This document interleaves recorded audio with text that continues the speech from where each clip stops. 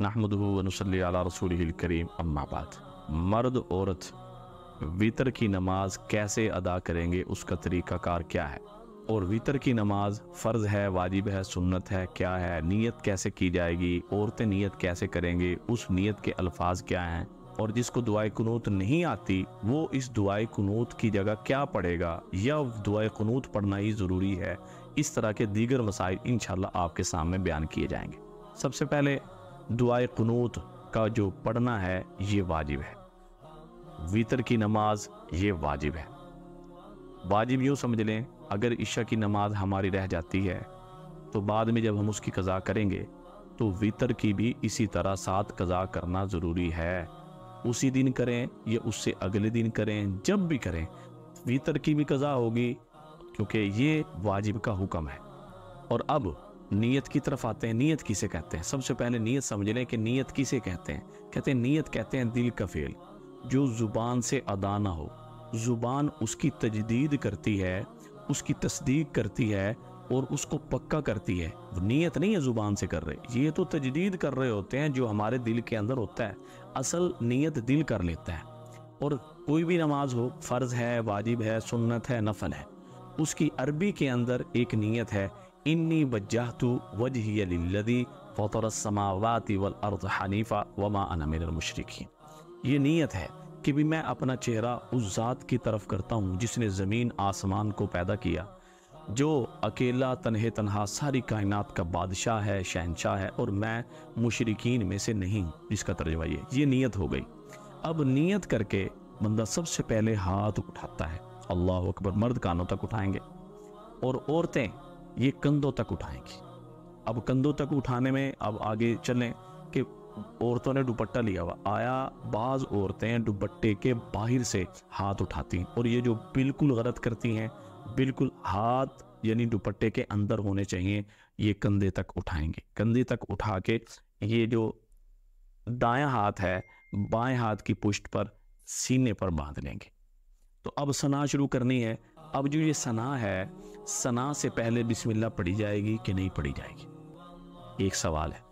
तो सना से पहले बिस्मिल्लाह नहीं पढ़ी जाएगी। जब हम तकबीर तहरीमा कहेंगे, अल्लाहु अकबर कहेंगे, नियत बांधेंगे, तो सबसे पहले सना शुरू करेंगे, सुब्हानक अल्लाहुम्मा व बिहम्दिका व तबारक अस्मुका। अब इसमें क्या गलती करते हैं? व तबारक अस्मुका, ये गलत है। व तबारक अस्मुका गलत है। सुब्हानक अल्लाहुम्मा व बिहम्दिका, ये भी गलत है। व बिहम्दिका, वाबे भी नहीं कहना, देखिए इसे मजबूर नहीं करना। वाबे नहीं, व बिहम्दिका, व तबारक अस्मुका नहीं कहना, व तबारक अस्मुका, व तआला जद्दुका, यहाँ भी गलती करते हैं। ये है व तआला जद्दुका, लाम के ऊपर खड़ी ज़बर है, और खड़ी ज़बर का ये हुक्म है कि इसको एक अलीफ के बराबर लंबा करते हैं। व तआला जद्दुका वला इलाहा गैरुका। सना पढ़ ली। सना के बाद अब पढ़ेंगे औज़ु बिल्लाहि मिनश शैतानिर रजीम, बिस्मिल्लाहिर रहमानिर रहीम। सूरह फातिहा शुरू होगी, 7 सूरत पढ़ेंगे। अब सूरत के लिए हुक्म ये है कि मेरे नबी, हमारे नबी हज़रत मोहम्मद मुस्तफ़ा सल्लल्लाहु अलैहि वसल्लम पहली रकत में, वितर की पहली रकत में सूरतुल आला पढ़ते थे, सब्बिहिस्म रब्बिकल आला, ये वाली सूरत। और दूसरी रकत में सूरतुल काफिरून पढ़ा करते थे, और तीसरी रकत में सूरह इखलास पढ़ा करते थे। ये तो मेरे नबी की सुन्नत है। वितरों में ये 3 सूरतें अल्लाह के नबी पढ़ा करते थे। अब जिसको ये सूरतें नहीं आती, कोई और सूरतें आती हैं, पहली रकत में सूरह काफिरून पढ़ ले, दूसरी में सूरह नसर पढ़ ले, तीसरी में सूरह इखलास पढ़ ले। ये कोई भी सूरतें आती हैं वो पढ़ सकते हैं। और कम से कम हर मर्द औरत को जो आखिरी 10 सूरतें हैं वो लाजमी तौर पे याद होनी चाहिए। अगर कोई एक सूरत याद है, वो एक सूरत ही पढ़ रहा है, ठीक है, लेकिन उसे कोशिश करनी चाहिए कि भाई वो बाकी सूरतें भी याद कर ले। तो ये पहली रकत फिर जो है ना जी मुकम्मल करें, जिस तरह दूसरी नमाज पढ़ते हैं इसी तरह वितर की पहली रकत मुकम्मल होगी।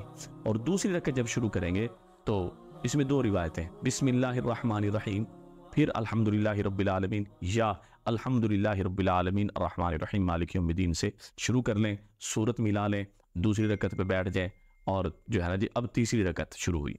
अब जब तीसरी रकत शुरू करनी है, तीसरी रकत में सूरह फातिहा सूरत पढ़नी है कि नहीं, दुआए कुनूत से पहले सूरत पढ़ी जाएगी कि नहीं, बिल्कुल पढ़ी जाएगी। बाज़ औरतें छोड़ देती हैं, دعائے قنوت اور سورہ فاتحہ کے درمیان سورت لازمی طور پہ پڑھنی ہے، اور میرے نبی سورہ اخلاص پڑھا کرتے تھے تیسری رکعت میں۔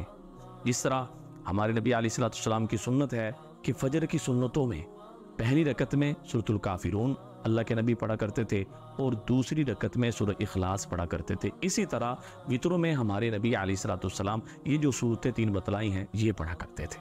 تو اب دعائے قنوت پڑھنی ہے۔ اب جو یہ دعائے قنوت ہے یہ حدیث کی بہت زیادہ کتابوں کے اندر اس کی تاکید آئی ہے۔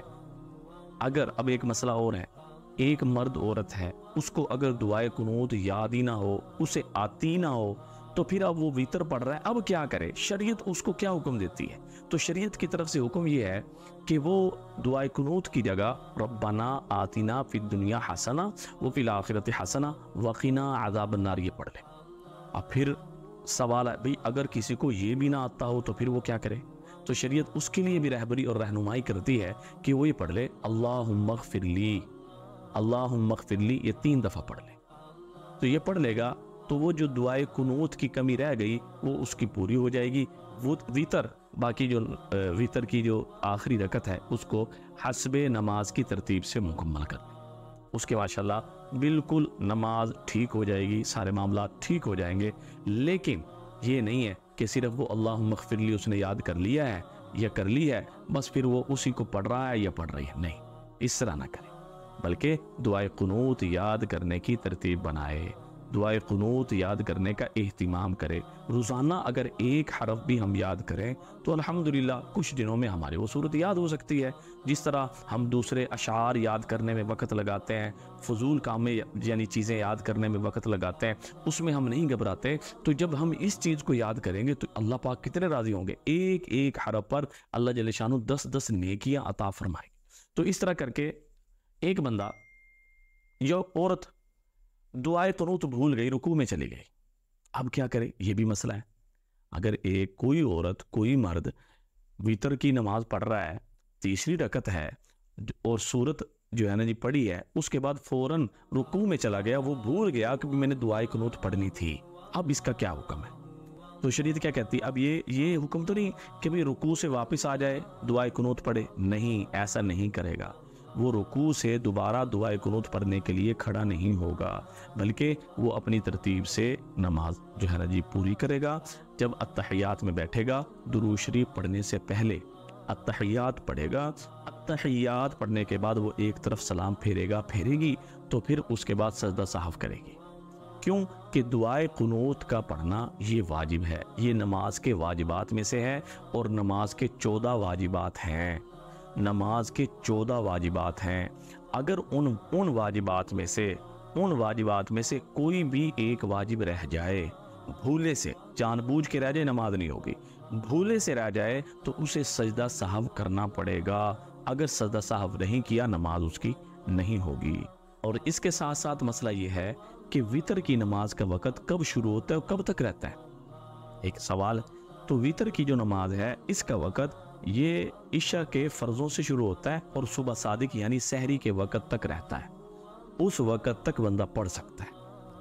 ہمارے نبی وتر کی نماز مؤخر کیا کرتے تھے، یعنی سحری کے وقت میں تہجد کے نفل ادا کرنے کے بعد پھر پڑھتے تھے۔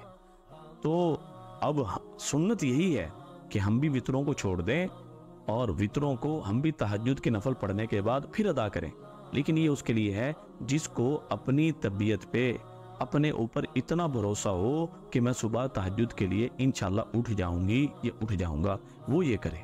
اگر جس کو بھروسہ نہ ہو وہ عشاء کی نماز کے ساتھ وتر بھی ادا کر لے، کبھی اس لالچ میں کہ مجھے ثواب زیادہ مل جائے لیکن اس کا واجب ہی رہ جائے، تو اس وجہ سے نفلی کام کے لیے واجب کو ترک نہ کریں۔ یہ وہ مسائل تھے جو دعائے قنوت کے حوالے سے تھے اور وتر کی نماز کے حوالے سے تھے۔ ان مسائل کا جاننا ہر مسلمان مرد عورت چھوٹے بڑے کے لیے ضروری ہے۔ اس کو صدقہ جاریہ سمجھ کر اپنے دوستوں کو لازمی بتائیں، دعاؤں میں یاد رکھیں۔ السلام علیکم ورحمۃ اللہ وبرکاتہ۔